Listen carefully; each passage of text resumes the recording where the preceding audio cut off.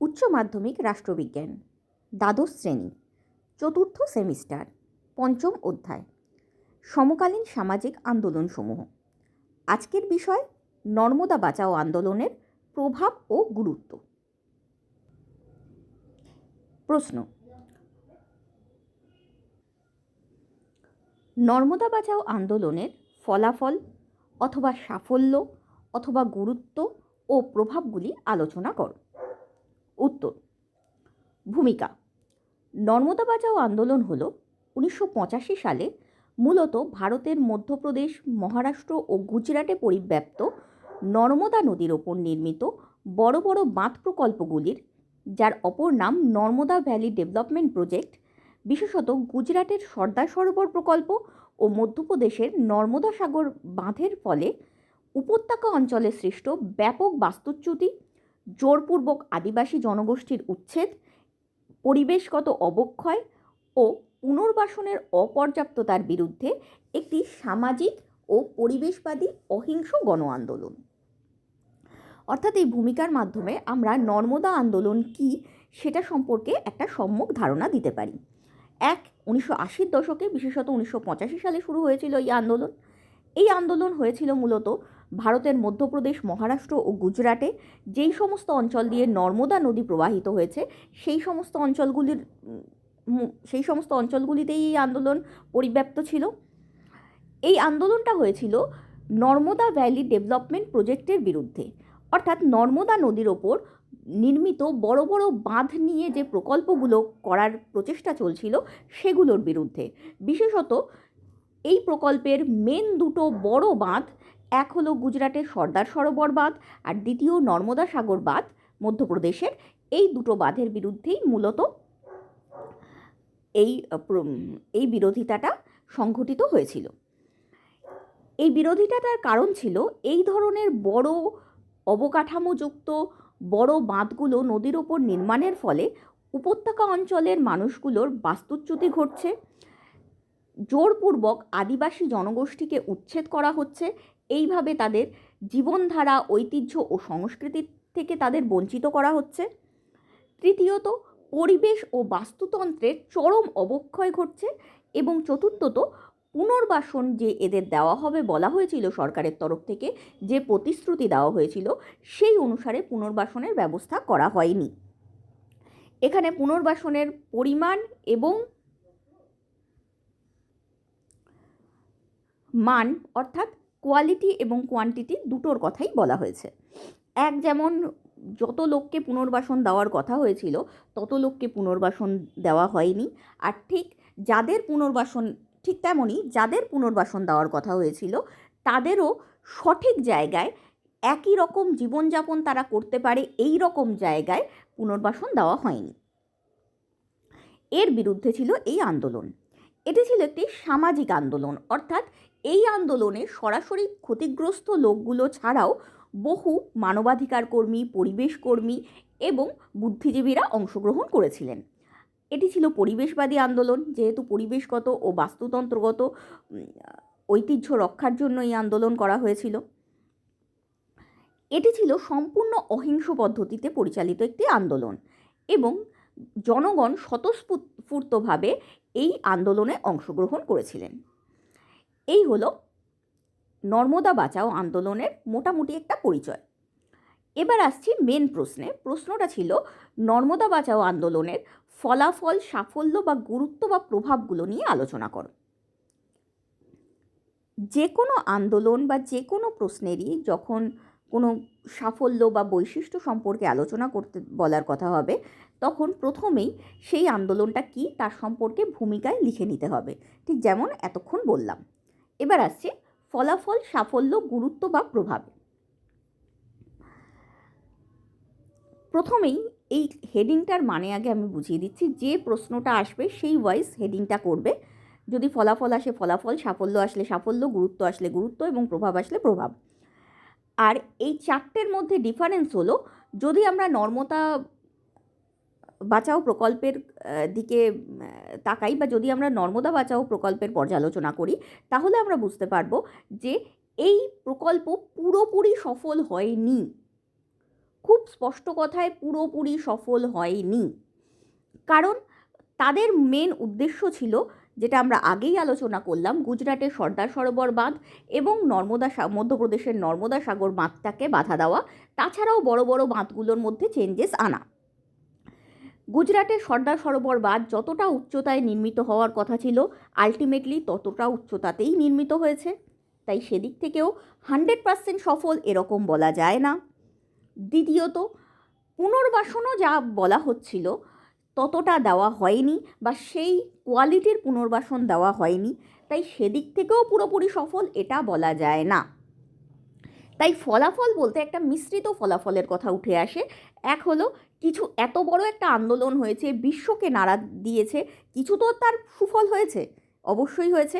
আর ঠিক তেমনই আলটিমেটলি পুরোপুরি আন্দোলনটাকে সাফল্যমণ্ডিত করা যায়নি। তাই কিছু এর সীমাবদ্ধতা বা কুফল রয়ে গেছে। সেই সুফল এবং কুফল, অর্থাৎ সাফল্য এবং অসাফল্য, এই দুটোর মিশ্রিত রেজাল্টটাকে বলা হচ্ছে ফলাফল। আর যদি সাফল্য বলা হয় তাহলে বলা হবে কোন কোন জায়গাগুলোতে এই আন্দোলন বাস্তবে সফল হয়েছিল, সেই জিনিসটাকে হাইলাইট করা হবে। এই কথাটাকে একটু হলেও চেপে দেওয়া হবে যে আলটিমেটলি মাত্রা যতটা উচ্চতায় নির্মিত হওয়ার ছিল ততটাই হয়েছিল, আলটিমেটলি পুনর্বাসন পুরোপুরি দেওয়া হয়নি এবং কোয়ালিটিও পুনর্বাসনের ভালো ছিল না। এই বিষয়টাকে একটু হলেও গোপন করতে হবে, বাকি পুরো জিনিসটাকে আলোচনা করতে হবে। এখানে উত্তরটা সেইভাবেই লেখা আছে। আমি তাই আগেই জানিয়ে দিলাম, যদি তোমরা কেউ মনে করে থাকো যে এই আন্দোলনটা পুরোপুরি সাফল্যমণ্ডিত হয়েছিল, বিষয়টা সেরকম নয়। তৃতীয়ত, গুরুত্ব। হ্যাঁ, এত বড় একটা আন্দোলন হয়েছিল, ডাইরেক্টলি নর্মদা ভ্যালি প্রজেক্টের ওপর এর যে প্রভাব পড়েছিল, বা সরাসরি নর্মদা ভ্যালি ডেভেলপমেন্ট প্রজেক্টের ওপর এর যে প্রভাব ছিল, সেটা ছাড়াও এর একটা আলাদা গুরুত্বও আছে, যেটা যে কোনো সামাজিক বা পরিবেশবাদী আন্দোলনের থাকে, বা যে কোনো অহিংস গণ আন্দোলনের থাকে, যে কোনো জনজাগরণের কিছু গুরুত্ব থাকে। সেই গুরুত্ব এবং এই সকল সাফল্য অসাফল্য গুরুত্ব মিলিয়ে যে একটা এই আন্দোলনটার প্রভাব, এই সমস্ত কিছু সম্পর্কে আলোচনা করা হয়েছে এখানে। নর্মদা বাঁচাও আন্দোলন ভারতের পরিবেশ সংরক্ষণ, মানবাধিকার রক্ষা, স্থিতিশীল উন্নয়ন, সামাজিক ন্যায় প্রতিষ্ঠা, অংশগ্রহণমূলক সরকারের নীতির প্রণয়ন ও গণতান্ত্রিক মূল্যবোধ প্রতিষ্ঠার ইতিহাসে গভীর, স্থায়ী ও বহুমাত্রিক প্রভাব বিস্তার করেছিল।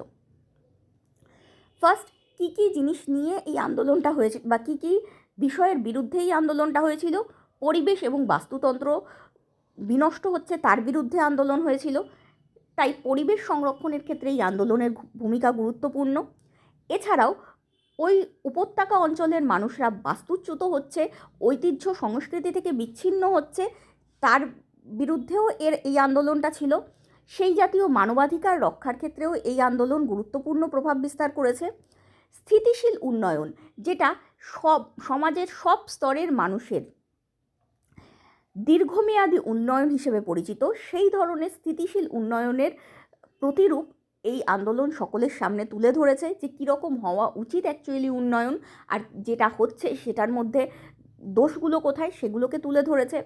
সামাজিক ন্যায় প্রতিষ্ঠা, ওই অববাহিকা অঞ্চলের কৃষক, প্রান্তিক মানুষজন, আদিবাসী, এদেরও আমাদের সমান অধিকার, বা নগরবাসীদের সমান অধিকার প্রতিষ্ঠা, এটাকে বলা হয় সামাজিক ন্যায় প্রতিষ্ঠা। এই সামাজিক ন্যায় প্রতিষ্ঠার ক্ষেত্রেও এই আন্দোলনের গুরুত্ব ছিল। এছাড়াও অংশগ্রহণমূলক সরকারের নীতি প্রণয়ন। সরকারি নীতি কেবলমাত্র কেন্দ্রীয় কয়েকটা ব্যক্তি মিলে বা কেন্দ্রীয় সরকারি কর্মকর্তা মিলে তৈরি করতে পারে না। যেই স্থানের ওপর সেই নীতি বা প্রকল্পগুলো রূপায়ণ করা হবে, সেই স্থানটার অধিবাসীদের মতামতটাও ততটাই গুরুত্বপূর্ণ। এই বিষয়টা এই আন্দোলন সবার সামনে তুলে ধরেছিল। আর এই বিষয়টা তুলে ধরার মাধ্যমেই এই আন্দোলন গণতান্ত্রিক মূল্যবোধকে জাগ্রত করেছিল বা পুনর্প্রতিষ্ঠিত করেছিল। তাই এই সমস্ত ক্ষেত্রে এই আন্দোলনটি গভীর, স্থায়ী ও বহুমাত্রিক প্রভাব বিস্তার করেছিল। বিভিন্ন দিক থেকে স্থায়ীভাবে এবং বহু আন্দোলনের অনুপ্রেরণা হিসেবে এই আন্দোলন প্রভাব বিস্তার করতে সমর্থ হয়েছিল। এটি কেবল একটি বাঁধ প্রকল্পের বিরোধিতাই নয়, বরং জনকল্যাণমূলক নীতি, মানবকেন্দ্রিক আইন, সামাজিক আন্দোলন ও উন্নয়নের ধারণাকে পুনঃসংজ্ঞায়িত করেছে। অর্থাৎ শুধুমাত্র একটা বাঁধ প্রকল্পের বিরোধিতাকেই নর্মদা বাঁচাও আন্দোলনের গুরুত্ব হিসেবে দেখলে এই আন্দোলনের গুরুত্বকে ছোট করে দেখা হয়। যেটা আমি আগেই বললাম, বাঁধ যতটা উচ্চতায় নির্মিত হওয়ার কথা ছিল ততটা উচ্চতাতেই নির্মিত হয়েছে এবং আলটিমেটলি বাঁধ নির্মাণও হয়েছে আর পুনর্বাসনও সম্পূর্ণ হয়নি। এত কিছু না হওয়া সত্ত্বেও এই আন্দোলনটার গুরুত্ব কোনোভাবেই কম নয়, কারণ জনকল্যাণমূলক নীতি প্রণয়নের ক্ষেত্রে, মানবকেন্দ্রিক আইন প্রণয়নের ক্ষেত্রে, সামাজিক আন্দোলন হিসেবে এবং উন্নয়নের ধারণাকে অন্যভাবে ব্যাখ্যা করার ক্ষেত্রে এই আন্দোলন যথেষ্ট গভীর প্রভাব বিস্তার করেছিল। নর্মদা বাঁচাও আন্দোলনের সাফল্যগুলি সরাসরি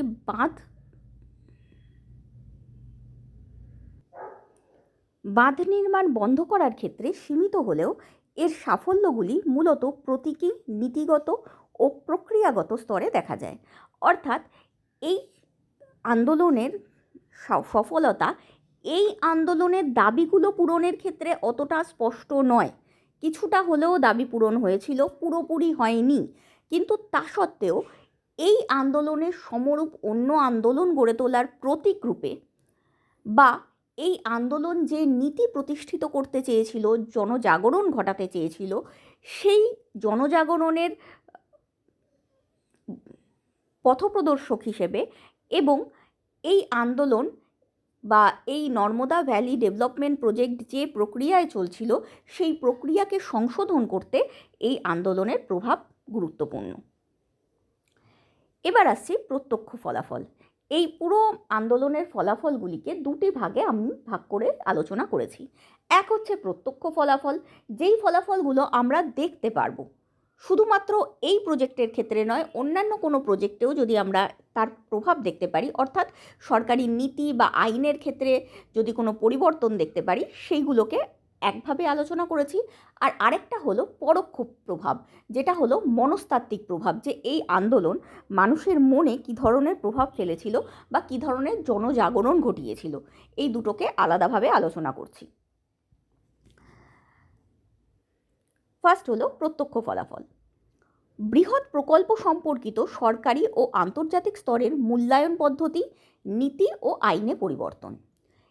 এই আন্দোলনের প্রত্যক্ষ ফলাফল হলো এই যে এই আন্দোলন শুধুমাত্র নর্মদা প্রকল্প নয়, নর্মদা ভ্যালি ডেভেলপমেন্ট প্রজেক্ট নয়, নর্মদা উপত্যকা উন্নয়ন প্রকল্প নয়, তাছাড়াও অন্যান্য বৃহৎ প্রকল্প সম্পর্কিত বহু সরকারি এমনকি আন্তর্জাতিক স্তরের মূল্যায়ন পদ্ধতি, অর্থাৎ প্রকল্পটা কতটা উপকারী আর কতটা অপকারী, কতটা উপকারী মানুষের উন্নয়নের জন্য, অর্থনৈতিক উন্নয়নের জন্য, আর কতটা ক্ষতিকর পরিবেশের জন্য, সেই মূল্যায়ন পদ্ধতি, নীতি, সরকার কী রকম নীতিতে প্রকল্প প্রণয়ন করবে। আগেই যেটা বললাম, স্থানীয় লোকেদের মতামত ছাড়া শুধুমাত্র কেন্দ্রীয় কর্তৃপক্ষ কোনো উন্নয়নমূলক প্রকল্প করতে পারে না, সেই ধরনের নীতি এবং বেশ কিছু ক্ষেত্রে আইনে পরিবর্তন ঘটাতে সাহায্য করেছিল। প্রথম পয়েন্ট, প্রকল্প বাস্তবায়নে বিলম্ব ও শর্ত আরোপ। এই আন্দোলনের একদম ডাইরেক্ট প্রভাব এটাই। সুপ্রিম কোর্ট ও অন্যান্য আদালতের নির্দেশে, বা যেটাকে আমরা স্থগিতাদেশও বলতে পারি, স্টে অর্ডার, অর্থাৎ কিছুদিন এই কাজ বন্ধ থাকবে, এই অর্ডার, সুপ্রিম কোর্ট ও অন্যান্য আদালতের নির্দেশে বা স্থগিতাদেশে সর্দার সরোবর বাঁধ নির্মাণের কাজ বহুবার সাময়িকভাবে বন্ধ থাকে, যার ফলে প্রকল্প নির্ধারিত সময়ে শেষ করা যায়নি এবং সরকার বেশ কিছু শর্ত মেনে চলতে বাধ্য হয়েছিল। বিশেষত 1994 থেকে 1999 পর্যন্ত একটানাও এই প্রকল্প বন্ধ ছিল। তাই আলটিমেটলি এই প্রকল্পের কাজ প্রায় 2 দশক ধরে, অর্থাৎ প্রায় 20 বছর বিলম্বিত হয়েছিল। এছাড়াও সরকার বেশ কিছু শর্ত মেনে চলতে বাধ্য হয়েছিল। কোর্টের আদেশে সর্দার সরোবর প্রকল্পের কাজ স্থগিত করা হয়, ধাপে ধাপে উচ্চতা বৃদ্ধি করা হয়, পুনর্বাসনকে বাধ্যতামূলক করা হয় এবং তদারকি ব্যবস্থার কড়াকড়িও করা হয়। একটা কমিটিও গঠন করা হয় এই তদারকি করার জন্য। এই বড় পরিবর্তনগুলো কোর্টের আদেশে ঘটে। আমি আগেও আলোচনা করেছি যে কোর্ট আলটিমেটলি এই মাত্রা তৈরির পারমিশন দিয়েছিল। যতটা উচ্চতার কথা বলা হয়েছিল প্রথম সরকারি প্রজেক্টে, ততটাই উচ্চ বাঁধ তৈরির পারমিশন দিয়েছিল। কিন্তু তা সত্ত্বেও কোর্ট অনেক ক্ষেত্রে এই প্রকল্প বাস্তবায়নের ক্ষেত্রে বাধা তৈরি করেছিল। এক প্রকার বিভিন্ন শর্ত আরোপ করেছিল, যেগুলো পরবর্তী পয়েন্টে আমরা আলোচনা করব। দ্বিতীয়ত, প্রকল্পের কাজ বেশ কিছুদিন করে বন্ধ হয়ে যাচ্ছিল কোর্টে আলোচনার জন্য। তাই আলটিমেটলি প্রকল্পটা যত তাড়াতাড়ি শেষ করা সম্ভব হবে বলে মনে হয়েছিল, তত তাড়াতাড়ি শেষ করা যায়নি। এছাড়াও সরকার আগের থেকে যে সমস্ত নীতিগুলো স্থির করেছিল তার থেকে বেশি মানব কল্যাণমূলক নীতি সরকার গ্রহণ করতে বাধ্য হয়েছিল, কারণ কোর্ট এরকম কিছু শর্ত চাপিয়ে দিয়েছিল। এইরকম একটা উল্লেখযোগ্য শর্ত হলো ধাপে ধাপে উন্নয়ন, অর্থাৎ ধাপে ধাপে উচ্চতা বৃদ্ধি।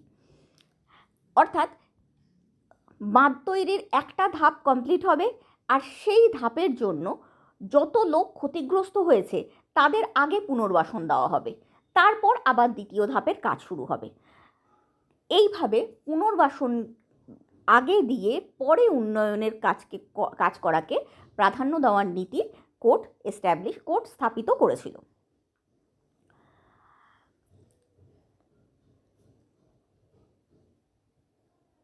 এছাড়াও একটা কমিটি গঠন করেছিল, যেই কমিটি এই পুনর্বাসনের কাজ ঠিকঠাক মতো হচ্ছে কিনা সেটা দেখাশোনা করত। তাই বলা যেতে পারে কোর্টের আদেশে বেশ কিছু ক্ষেত্রে সরকারের ওপর চাপ সৃষ্টি হয়েছিল, সরকার বেশ কিছু শর্ত মেনে নিতে বাধ্য হয়েছিল। পরবর্তী পয়েন্ট, পুনর্বাসন প্রক্রিয়ায় তাৎক্ষণিক সংশোধন।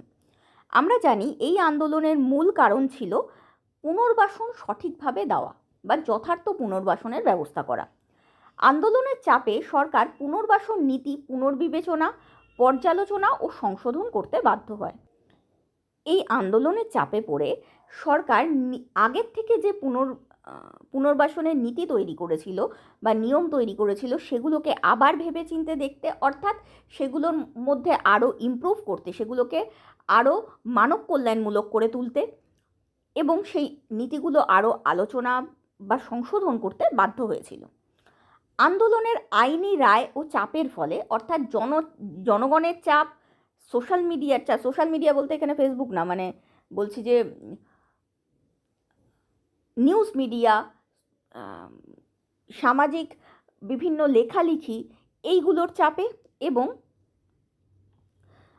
আইনি চাপে, যে কোর্টের রায়ের ফলে সরকার ক্ষতিগ্রস্ত পরিবারগুলির তালিকা নতুন করে তৈরি করে। এটা ইম্পর্টেন্ট বিষয়, কারণ প্রথমে সরকার শুধু তাদেরই ক্ষতিগ্রস্তদের লিস্টে এনেছিল যাদের কাছে নিজের জমির সঠিক ডকুমেন্টস আছে। এবার নর্মদা নদী যেই অঞ্চল দিয়ে প্রবাহিত হয়েছিল সেই অঞ্চলের বহু মানুষ ছিল আদিবাসী, গ্রামীণ লোক, প্রান্তিক লোক। তাদের কাছে সবসময় জমির সব ডকুমেন্টস ঠিকঠাক ছিল না, বা অনেক সময় তারা ঐতিহ্যগতভাবেই জমি ভোগ করে আসছিল, তাদের কাছে কোনো ডকুমেন্টসই ছিল না ঠিকঠাক। তো পরের প্রশ্ন, ডকুমেন্টস ছিলই না। সেই সমস্ত লোকরা ক্ষতিপূরণ পাচ্ছিল না বা পুনর্বাসন পাচ্ছিল না। এক্ষেত্রে তালিকা নতুন করে তৈরি করা হলো, মানে সেই বিষয়গুলো সার্ভের মাধ্যমে ডিসাইড করা হলো যে কোন কোন জায়গায় এরকম লোকজন আছে যাদের কাছে ডকুমেন্টস নেই। তাহলে ডকুমেন্টস ছাড়া আর কিভাবে প্রমাণ করা যায় যে জমিটা তাদের পঞ্চায়েতের সঙ্গে আলোচনা করে, তাদের আশপাশের লোকের সঙ্গে আলোচনা করে কি পদ্ধতিতে এটা করা যায়। সেইভাবে এই ধরনের ক্ষতিগ্রস্ত লোক যাদের কাছে পুরোপুরি সব কিছু লিগ্যাল নেই, তাদের আবার আরেকটা তালিকা তৈরি করা হয়, ফলে তাদেরও তালিকায় ইনক্লুড করা হয় বা তাদেরও তালিকায় সংযুক্ত করা হয় এই ধরনের লোকগুলোকে। তার ফলে তারাও পুনর্বাসনের সুবিধাটা পায়। দ্বিতীয়ত, ক্ষতিপূরণের পরিমাণ বৃদ্ধি করে। অনেক ক্ষেত্রে বাস্তব পুনর্বাসন শুরু করতে বাধ্য হয়, মানে অনেক ক্ষেত্রে সরকার প্রমিস করেছিল পুনর্বাসন হবে, কিন্তু আলটিমেটলি হয়নি, কিন্তু কোর্টের অর্ডারে আবার করতে বাধ্য হয়েছিল। কয়েক হাজার পরিবার সরকারি রেকর্ড অনুযায়ী পুনর্বাসন বা ক্ষতিপূরণ, কয়েক হাজার পরিবারকে সরকারি রেকর্ড অনুযায়ী যদিও পুনর্বাসন বা ক্ষতিপূরণ দেওয়া হয়, যেই ক্ষতিপূরণ বা পুনর্বাসনের ব্যবস্থা আগে সরকার করেনি। যদিও এটা অপর্যাপ্ত ছিল এবং বিতর্কিত ছিল, ওই জন্যই আগে লিখে রেখেছি সরকারি রেকর্ড অনুযায়ী বিতর্কিত ছিল, মানে যারা আন্দোলনকারী তারা মানছিল না যে আদেও দেওয়া হয়েছে, কিন্তু সরকারি রেকর্ড অনুযায়ী দেওয়া হয়েছিল। আর যদি দেওয়া হয়েও থাকে ওইটুকু কাজও অপর্যাপ্ত, মানে আরও লোকের পুনর্বাসনের প্রয়োজন ছিল। এছাড়া সুপ্রিম কোর্টের 2017 সালের নির্দেশ অনুযায়ী নর্মদা নদীর ওপর সর্দার সরোবর প্রকল্পের দ্বারা প্রভাবিত প্রতিটি পরিবারকে 60 লক্ষ টাকা করে ক্ষতিপূরণ দেওয়া হয়। মধ্যপ্রদেশ, গুজরাট ও মহারাষ্ট্র সরকার ভূমির বদলে ভূমির নীতি গ্রহণে বাধ্য হয়, মানে কিছু টাকা দিয়ে এই লোকগুলোর থেকে তাদের জমি কেড়ে নেওয়া যায়নি, তাদের জমির পরিবর্তে অন্য জায়গায় জমি বা পুনর্বাসনের ব্যবস্থা করা হয়েছিল সরকারি রেকর্ড অনুযায়ী সবকটাই। বা যদি করা হয়েও থাকে, যতজনের করা হয়েছিল সেটাও খুব একটা বেশি ছিল না, আরও লোকের এই পুনর্বাসন পাওয়ার অধিকার ছিল। পরবর্তী পয়েন্ট, বৃহৎ অবকাঠামো প্রকল্পের সাথে পুনর্বাসনকে আইনি ও অপরিহার্য শর্ত হিসেবে যুক্ত করার শক্তিশালী আইনি নজির বা প্রেসিডেন্ট তৈরি। বৃহৎ অবকাঠামোমূলক প্রকল্প বলতে বোঝানো হয় এই ধরনের বাঁধ তৈরি, কোনো জায়গায় খনি তৈরি করা বা কোনো জায়গায় বড় শিল্প তৈরি করা, এই ধরনের এমন কিছু যা স্থানীয় লোকেদেরকে অনেকটা প্রভাবিত করবে, সেই ধরনের বা স্থানীয় লোকেদেরকে বাস্তুচ্যুত করতে পারে, তাদের জমি ছেড়ে দিতে হতে পারে, সেই ধরনের প্রকল্পের সাথে পুনর্বাসনকে আইনি এবং অপরিহার্য শর্তরূপে যুক্ত করা হয়েছিল। অর্থাৎ এরকম কোনো ঘটনা কোনো ক্ষেত্রে ঘটলে সরকার তাদেরকে পুনর্বাসন দিতে বাধ্য, এই নিয়মটা তৈরি করা হয়েছিল সুপ্রিম কোর্টের রায়ের মাধ্যমে। কোর্টে যখন একটা কেস হয় তখন সমরূপ কেসে, মানে একই রকমের জিনিস আছে, একই রকমের বিষয় রয়েছে বা একই রকমের দাবি রয়েছে, এই ধরনের কেসে আগে ওই একই ধরনের কেসের ক্ষেত্রে অন্যান্য কোর্ট কী রায় দিয়েছিল সেই রায়কে উদ্ধৃত করা হয়, এবং সেই রায় অনুসারেই সাধারণত, যদি কোনো আলাদা কিছু না দেখে তাহলে জাজ বা বিচারক সাধারণত সেই আগের রায় অনুসারেই রায় দেয়। তাই এই ক্ষেত্রে নর্মদা বাঁচাও প্রকল্পের ক্ষেত্রে যে রায়গুলো বেরিয়েছিল, পরবর্তী বিভিন্ন প্রকল্পের ক্ষেত্রে সেই রায়গুলোকেই সামনে এনে সেই সমস্ত প্রকল্পগুলোর কাজ বন্ধ করার বা সেই সমস্ত প্রকল্পগুলোর সঙ্গে পুনর্বাসনকে যুক্ত করার, মানে প্রকল্পগুলো রূপায়ণের সঙ্গে সঙ্গে অবশ্যই পুনর্বাসন দিতে হবে, এই শর্তকে যোগ করার একটা আইনি নজির বা উদাহরণ তৈরি করা হয়েছিল। সুপ্রিম কোর্টের নির্দেশে 2000 সালে পুনর্বাসন শেষ না হওয়া পর্যন্ত জলস্তর না বাড়ানোর, কিছু পর্যায়ে জলস্তর না বাড়ানোর নীতি প্রতিষ্ঠিত হয়। অর্থাৎ একটা টোটাল এরিয়াকে আটকে রেখে সেই জায়গায় তো জলাধার তৈরি করা হবে, সেই জায়গার যে লোকগুলো রয়েছে তাদেরকে সঠিক পুনর্বাসন না দিয়ে ওই জায়গায় জলস্তর না বৃদ্ধি করার রায় সুপ্রিম কোর্ট দিয়েছিল, যা প্রকল্প রূপায়ণের প্রতিটি ধাপে বাস্তুচ্যুতদের পুনর্বাসন নিশ্চিত করে। অর্থাৎ একটু একটু করে কাজ হবে আর একটু একটু করে সেই জায়গার লোকেদের পুনর্বাসন করতে হবে, এই জিনিসটা এই কোর্টের আদেশে সরকার মানতে বাধ্য হয়েছিল। এই নীতি পরবর্তী প্রকল্পগুলিতে, যেমন পোলাবরম প্রকল্পে, পুনর্বাসনকে বাধ্যতামূলক করতে সাহায্য করে। যেটা আমি বললাম যে এই একই রায়কে আবার উদ্ধৃত করে অন্যান্য প্রকল্পের ক্ষেত্রেও একই ধরনের রায় আনার ক্ষেত্রে সুবিধা তৈরি হয় এই আন্দোলনের মাধ্যমে। এই আন্দোলন কিভাবে আরও অন্যান্য প্রকল্পগুলোকে হেল্প করেছিল সেটা পরে আলোচনা করব। পরবর্তী পয়েন্ট, উন্নয়ন ও মানবাধিকারের মধ্যে সমন্বয় সাধনের প্রচেষ্টায় সরকারি নীতির প্রণয়ন। নর্মদা আন্দোলনের চাপে পড়ে ভারত সরকার 2003 সালে জাতীয় পুনর্বাসন নীতি তৈরি করে বা প্রণয়ন করে, যার মাধ্যমে বাঁধ, খনি, শিল্প, সড়ক ইত্যাদি কারণে উচ্ছেদ ও বাস্তুচ্যুত মানুষদের পুনর্বাসনের ও পুনর্ব্যবস্থাপনা নিশ্চিত করে ভারত সরকার। পুনর্বাসন ও পুনর্ব্যবস্থাপনা নিশ্চিত করে ভারত সরকার। এই নীতির অধীনে নর্মদা উপত্যকা উন্নয়ন প্রকল্পের ক্ষতিগ্রস্তদেরও পুনর্বাসনের ব্যবস্থা করা হয়। অর্থাৎ যেটা বললাম, সরকারি নীতির ক্ষেত্রে একটা আমূল পরিবর্তন আসে। সরকার জাতীয় পুনর্বাসন নীতি তৈরি করে। এই নীতি অনুসারে এরকম বড় বড় প্রকল্প যে সমস্ত জায়গায় হচ্ছে, সেই সমস্ত জায়গার স্থানীয় লোকেদের অবশ্যই পুনর্বাসন দিতে হবে। সরকার এই নীতিটাকে আপন করে।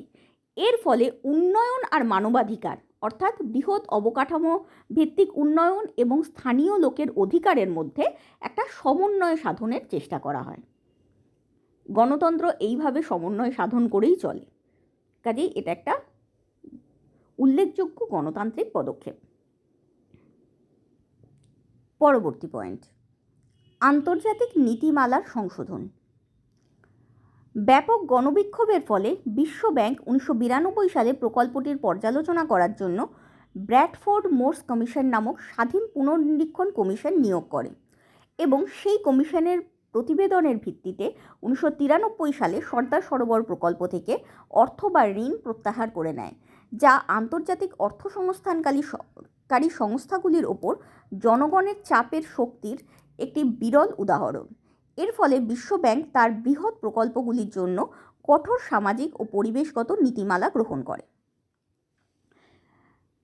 এই নর্মদা ভ্যালি ডেভেলপমেন্ট প্রজেক্ট বা নর্মদা উপত্যকা উন্নয়ন প্রকল্পের জন্য বিশ্ব ব্যাংক ভারত সরকারকে ঋণ দিয়েছিল বা ঋণ দেওয়ার প্রতিশ্রুতি করেছিল। কারণ ভারত সরকার বিশ্ব ব্যাংকের কাছে এটা দেখাতে পেরেছিল যে যদি এরকম একটা প্রকল্প হয় তাহলে অনেক উন্নয়ন হবে। এই প্রকল্পের কুফলগুলো তারা দেখায়নি, কিন্তু এই আন্দোলনের ফলে এই প্রকল্পের কুফলগুলোর সম্পর্কে জনসচেতনতা বৃদ্ধি করা হয় এবং গণপ্রচার করা হয়। তার ফলে বিশ্ব ব্যাংকও বিষয়টা বুঝতে পারে এবং বিশ্ব ব্যাংক কার কথা সত্যি, অর্থাৎ উন্নয়নটাই হবে নাকি উন্নয়নের কুফলে ক্ষতিটা বেশি হবে, সেই বিষয়টাকে বিবেচনা করার জন্য একটা কমিশন গঠন করে। তার নাম ছিল ব্র্যাডফোর্ড মোর্স কমিশন। এই কমিশনের প্রতিবেদন বা রিপোর্টের ভিত্তিতে বিশ্ব ব্যাংক এটা বুঝতে পারে যে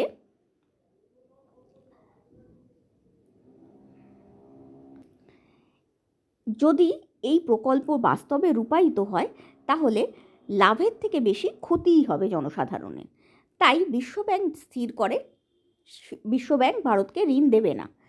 ভারতও বিষয়টাকে মেনে নেয় এবং নিজের টাকায়, অর্থাৎ সরকারি টাকায় প্রকল্প চালু রাখার চেষ্টা করে। এরকমভাবে কিছু লোকের অহিংস সংগঠিত আন্দোলন যে সরকারের ওপর চাপ সৃষ্টি করতে পারে, শুধু তাই নয়, বিশ্বের এরকম একটা বড় আন্তর্জাতিক সংস্থা বিশ্ব ব্যাংকের ওপর চাপ সৃষ্টি করতে পারে, সেটাও একটা বিরল উদাহরণ।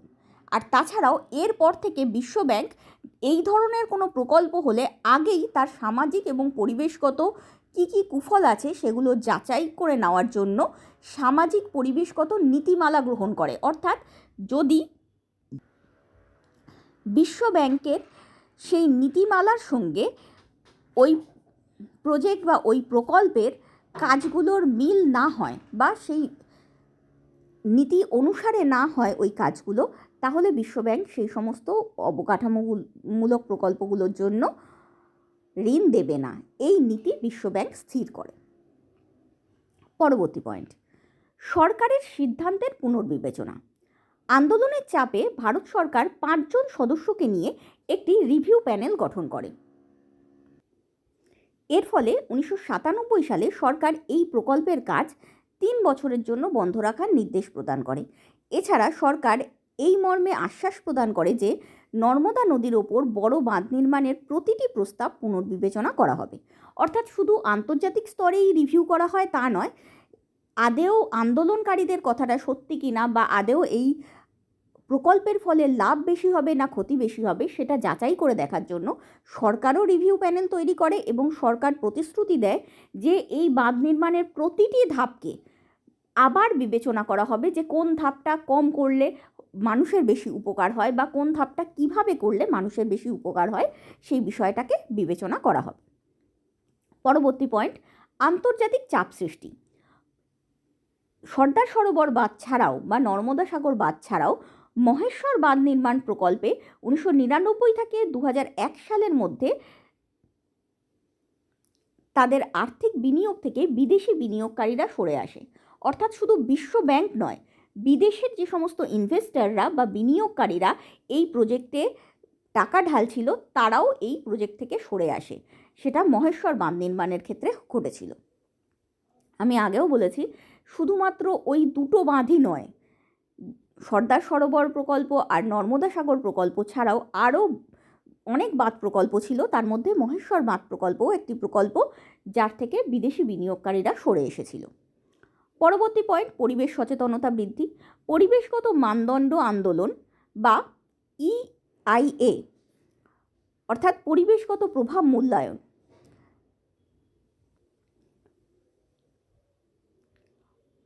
কাঠামোকে শক্তিশালী করতে, পরিবেশগত মানদণ্ড বজায় রাখতে এবং প্রকল্পের পরিবেশগত ও সামাজিক প্রভাব মূল্যায়নের জন্য স্বচ্ছতা ও গণশুনানির দাবি জোরালো করতে সাহায্য করে। অর্থাৎ পরিবেশগত মানদণ্ড আন্দোলন বা EIA হলো এনভায়রনমেন্ট ইম্প্যাক্ট অ্যাসেসমেন্ট, মানে কোনো একটা প্রকল্প বাস্তবায়িত হলে পরিবেশের ওপর তার কী প্রভাব পড়বে তার একটা মূল্যায়ন, তাকে পরিবেশগত প্রভাব মূল্যায়নও বলে। এই পরিবেশগত প্রভাব মূল্যায়নের যে কাঠামো বা যে নীতিগুলো ছিল সেগুলোকে শক্তিশালী করতে, প্রতিটা প্রজেক্টের পরিবেশগত মানদণ্ড বা স্ট্যান্ডার্ড বজায় রাখতে এবং প্রকল্পের পরিবেশগত ও সামাজিক প্রভাব মূল্যায়নের জন্য স্বচ্ছতা ও গণশুনানির দাবি জোরালো করতে। অর্থাৎ কীরকম এই এফেক্ট করবে এটা পরিবেশের ওপর সেই সম্পর্কে স্পষ্ট প্রকল্প গঠন হওয়ার আগেই বা প্রকল্প রূপায়িত হওয়ার আগেই স্পষ্ট ধারণা মানুষকে দিতে হবে এবং মানুষের কথাও, স্থানীয় মানুষের কথাও শুনতে হবে, তাদের দাবিগুলোকেও শুনতে হবে। এই সমস্ত নীতিগুলোকে এস্টাবলিশ করেছিল বা প্রতিষ্ঠিত করেছিল এই আন্দোলন। তাই পরিবেশগত মানদণ্ড আন্দোলন EIA অর্থাৎ পরিবেশগত প্রভাব মূল্যায়ন কাঠামোকে শক্তিশালী করতে, পরিবেশ মানদণ্ড বজায় রাখতে এবং প্রকল্পের পরিবেশগত ও সামাজিক প্রভাব মূল্যায়নের জন্য স্বচ্ছতা ও গণশুনানির দাবি জোরালো করতে সাহায্য করেছিল এই আন্দোলন। তথ্যের অধিকারের দাবি উত্থাপন। এই আন্দোলন প্রকল্প সম্পর্কে তথ্যের অধিকারের দাবি উত্থাপন করে, যা পরে RTI এর পথ প্রস্তুত করে। RTI আইন হলো যে কোনো সরকারি বিষয় সম্পর্কে আমরা সরকারের থেকে জানতে চাইতে পারি, সেটাকে বলা হয় RTI। এবার এই ধরনের যে RTI এর মাধ্যমে সরকারি কাজের স্বচ্ছতা তুলে ধরতে হবে, অর্থাৎ মানুষের সরকারের কাজ সম্পর্কে সব কিছু এবং কাজ এবং তার প্রভাব সম্পর্কে সব কিছু জানার যে অধিকার রয়েছে সেই অধিকারটা প্রতিষ্ঠিত করে এই আন্দোলন।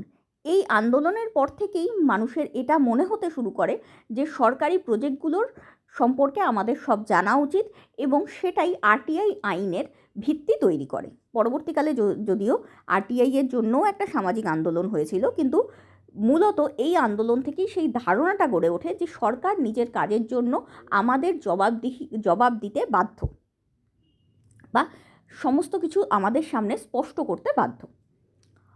পরবর্তী পয়েন্ট, মানবাধিকার সংরক্ষণ। ভূমি অধিকার আইন 2006, বন অধিকার আইন 2006 মতো আইন তৈরিতে নর্মদা বাঁচাও আন্দোলনের ভূমিকা রয়েছে, যদিও এই সমস্ত আইনগুলোরও বাস্তবায়ন সীমিত। অর্থাৎ শুধুমাত্র RTI আইনের ক্ষেত্রেই নয়, ভূমি অধিকার আইন ও বন অধিকার আইনের পথ প্রস্তুত করেছিল এই আন্দোলন। এবার আসছি পরোক্ষ ফলাফলে। আগেই বলে নিয়েছি যে পরোক্ষ ফলাফল বলতে আমরা মূলত মনস্তাত্ত্বিক ফলাফলের কথা বলছি, যেটা সামনে থেকে দেখা যায় না। আগের ফলাফলগুলো সামনে থেকে দেখেছি আমরা, এই কোন কোন আইন এসছে সেগুলো, কিভাবে প্রকল্প রূপায়ণ হয়েছে সেগুলো, কিন্তু এই পরোক্ষ ফলাফলের বিষয়গুলোকে আমরা সরাসরি দেখতে পাবো না, কিন্তু এর একটা প্রভাব, সুদূর প্রসারী প্রভাব রয়ে গেছিল। পরিবেশ সংরক্ষণ, মানবাধিকার, প্রান্তিক ও নারী গোষ্ঠীর অধিকার, সরকারের দায়বদ্ধতা প্রভৃতি সম্পর্কে জনসচেতনতার বিকাশ ঘটিয়েছিল এই আন্দোলন। নর্মদা বাঁচাও আন্দোলন বৃহৎ বাঁধ নির্মাণের ফলে ক্ষতিকর সামাজিক, পরিবেশগত, অর্থনৈতিক, ঐতিহ্যগত ও বাস্তুসংস্থানমূলক অর্থাৎ মানবিক নেতিবাচক প্রভাব সম্পর্কে জনসচেতনতা বৃদ্ধি করতে সাহায্য করেছিল। আমরা যখন নর্মদা বাঁচাও প্রকল্পের কারণ আলোচনা করেছি তখনই বলে দিয়েছিলাম যে এই ধরনের বড় বাঁধ তৈরি হলে তার কী প্রভাব পড়বে সমাজের ওপর। ওই অঞ্চলের মানুষগুলো বাস্তুচ্যুত হবে।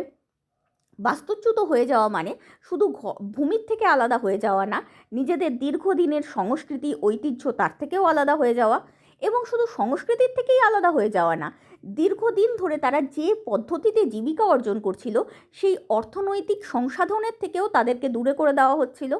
তাছাড়া একটা জলের প্রবাহের সঙ্গে সেই অঞ্চলের গাছপালা, বাস্তুতন্ত্র সমস্ত কিছু জড়িয়ে থাকে, সেই পরিবেশগত ক্ষতিকারক একটা প্রভাব তৈরি হয়। এই সমস্ত প্রভাব সম্পর্কে জনসচেতনতা বৃদ্ধি করতে সাহায্য করেছিল এই আন্দোলন। দ্বিতীয়ত, এই আন্দোলন উপজাতি ও প্রান্তিক জনগোষ্ঠীর মানবাধিকার বিষয় অর্থাৎ ভূমি, জল, জীবিকা ও ঐতিহ্য সংরক্ষণের সচেতনতা বৃদ্ধি করেছিল। এই নর্মদা নদী যে সমস্ত অঞ্চল দিয়ে প্রবাহিত হয়েছে তার মধ্যে একটা বিশাল অঞ্চল ছিল বনাঞ্চল, যেখানে আদিবাসী সম্প্রদায় থাকতো, আর আরেকটা বিশাল অঞ্চল ছিল গ্রামীণ অঞ্চল, যেখানে কৃষক সম্প্রদায় মূলত থাকতো। এই ধরনের উপজাতি ও প্রান্তিক জনগোষ্ঠীর অধিকার আছে সেই সম্পর্কেই সাধারণ মানুষের কোনো ধারণা ছিল না, কিন্তু তাদেরও অধিকার প্রতিষ্ঠার মাধ্যমে অর্থাৎ তারা যে অঞ্চলে থাকে সেই অঞ্চলের ভূমি, সেই অঞ্চলের জল, যেভাবে তারা জীবিকা অর্জন করে সেই জীবিকা এবং তাদের নিজেদের দীর্ঘকালের ঐতিহ্য সংরক্ষণের যে অধিকার রয়েছে তাদের, সেই অধিকারগুলোকে প্রতিষ্ঠিত করেছিল এই আন্দোলন। তৃতীয়ত, এই আন্দোলন প্রকল্পে উচ্ছেদ ও বাস্তুচ্যুত হওয়া মানুষের দুরবস্থা, পুনর্বাসন ও ক্ষতিপূরণের প্রশ্নটিকে জাতীয় ও আন্তর্জাতিক আলোচনার কেন্দ্রে আনে এই আন্দোলন।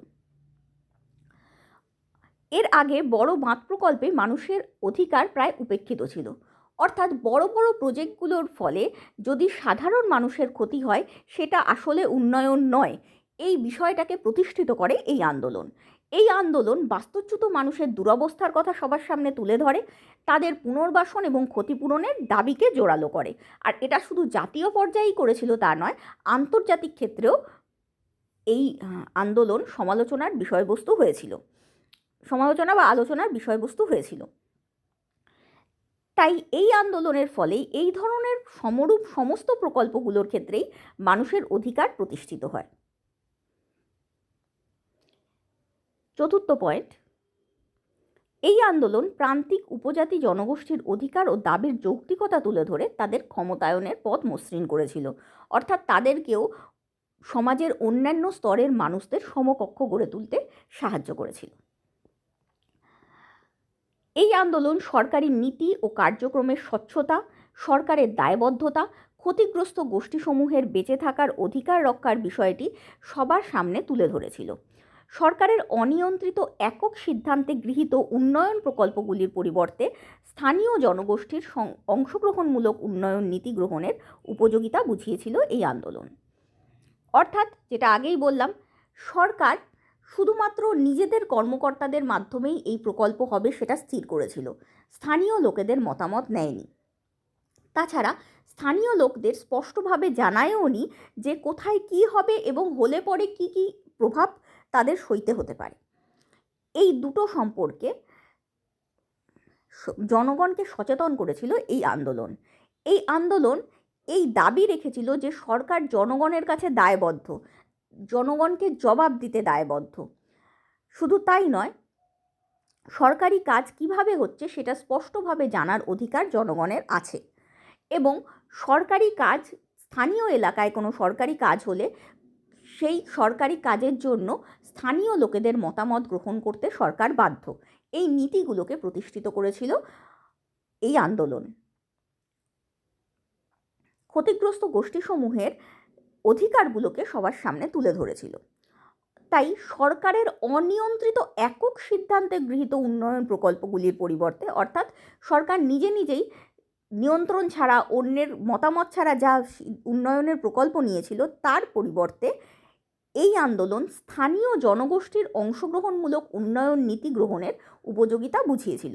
অর্থাৎ এই আন্দোলন এই একটা বিকল্প উন্নয়ন পন্থা সবার সামনে তুলে ধরেছিল, যার মাধ্যমে আন্দোলনকারীরা বোঝানোর চেষ্টা করেছিল যে অত বড় বাঁধ প্রকল্পের পরিবর্তে বিভিন্ন গ্রামে ছোট ছোট বাঁধ দেওয়ার মাধ্যমে অনেক উন্নয়ন ঘটানো সম্ভব। সেক্ষেত্রে স্থানীয় জনগোষ্ঠীও অংশগ্রহণ করতে পারবে, তাদেরও সুবিধা অসুবিধাটা বোঝা যাবে। এই বিষয়টাকে সবার সামনে তুলে ধরেছিল এই আন্দোলন। পরবর্তী পয়েন্ট, এই আন্দোলন কেন্দ্রীয় নগরমুখী বৃহৎ অবকাঠামো ভিত্তিক উন্নয়নের পরিবর্তে উন্নয়নের সুস্থায়ী, স্থিতিশীল ও বিকল্প পন্থা হিসেবে বিকেন্দ্রীকৃত, অংশগ্রহণমূলক, মানবকেন্দ্রিক, পরিবেশ বান্ধব ও আঞ্চলিক প্রকল্পের ধারণা প্রতিষ্ঠিত করেছিল। পরিবেশ সুরক্ষা ও বৃহৎ কাঠামোভিত্তিক উন্নয়নের মধ্যে সামঞ্জস্য বিধান করতে একটু হলেও সক্ষম হয়েছিল। আগে যে আলোচনাটা করলাম সেই একই বিষয়, যে শুধুমাত্র নগরের উন্নয়ন হবে, গ্রামীণ বা বনাঞ্চলের নয়, সেই উন্নয়নের ধারণার পরিবর্তন ঘটিয়েছিল এই আন্দোলন। শুধুমাত্র বড় বড় প্রজেক্টের মাধ্যমে বড় বড় বাঁধ তৈরি করা হবে, বড় অঞ্চল জুড়ে প্রজেক্ট হবে, এইভাবেই উন্নয়ন করা যায়, এই ধারণাটার পরিবর্তন ঘটিয়েছিল এই আন্দোলন। এই আন্দোলন সুস্থায়ী বা দীর্ঘস্থায়ী মানুষের কিভাবে উন্নতি হতে পারে সেটা সবসময় পরিবেশকে সংরক্ষণ করেই সম্ভব। পরিবেশ ধ্বংস করে দিলে বা জীবিকার উৎস ধ্বংস করে দিলে সেটা সম্ভব হবে না। সেই রকম সুস্থায়ী বা দীর্ঘস্থায়ী প্রকল্প, স্থিতিশীল প্রকল্প, যেটা চিরকালীন একই রকম থাকবে, যেখানে জীবিকা অর্জনের উৎসটা শেষ হয়ে যাবে না, সেরকম প্রকল্প। ও বিকল্প পন্থা হিসেবে, অর্থাৎ ওই ধরনের উন্নয়নের বিকল্প হিসেবে বিকেন্দ্রীকৃত উন্নয়ন, মানে ছোট ছোট বাঁধ তৈরি বা সমাজের স্থানীয় আঞ্চলিক ভিত্তিতে উন্নয়ন, অংশগ্রহণমূলক উন্নয়ন, অর্থাৎ যে স্থানে উন্নয়ন হচ্ছে সেই স্থানের লোকেদের মতামত এবং সিদ্ধান্ত গ্রহণ করা, মানবকেন্দ্রিক উন্নয়ন, অর্থাৎ মানুষের দিকে মেন নজর রেখে উন্নয়ন, শুধু অর্থনীতির লাভের দিকে নজর রেখে উন্নয়ন না করা, পরিবেশ বান্ধব, অর্থাৎ বাস্তুতন্ত্র বা পরিবেশের বা বনাঞ্চলের জলের, ভূমির ক্ষতি হবে না এমন উন্নয়ন, এবং আঞ্চলিক প্রকল্পের মাধ্যমে উন্নয়নের ধারণা প্রতিষ্ঠিত করেছিল। এর মাধ্যমে এই আন্দোলন পরিবেশ সুরক্ষা ও বৃহৎ অবকাঠামো ভিত্তিক উন্নয়নের মধ্যে সামঞ্জস্য বিধান করতে একটু হলেও সক্ষম হয়েছিল। অর্থাৎ বাঁধ দেওয়া উচিত, কিন্তু অত বড় বাঁধ নয়, ছোট ছোট আঞ্চলিক বাঁধ দেওয়া উচিত। জলাধার নির্মাণও উচিত, কিন্তু অত বড় নয়, ছোট ছোট আঞ্চলিক ভিত্তিতে জলাধার নির্মাণ উচিত। এটা বলে পরিবেশ আর বৃহৎ অবকাঠামো ভিত্তিক উন্নয়নের মধ্যে একটা সামঞ্জস্য রক্ষা করতে এই আন্দোলন সক্ষম হয়েছিল। পরবর্তী পয়েন্ট, এই আন্দোলন অহিংস আন্দোলনের মাধ্যমে মানবাধিকার রক্ষার মডেল তৈরি করেছিল। সরকার ও কর্পোরেট কর্তৃপক্ষের বিরুদ্ধে স্থানীয় অহিংস আন্দোলনের ক্ষমতার প্রতীক হয়ে উঠেছে। আমরা যদি এই আন্দোলনের কার্যক্রম পর্যালোচনা করি তাহলে বুঝতে পারবো এই আন্দোলন ছিল রীতিমতো অহিংস আন্দোলন এবং এটি ছিল গণতান্ত্রিক আন্দোলন। এখানে কোনোভাবেই হিংসার আশ্রয় গ্রহণ করা হয়নি।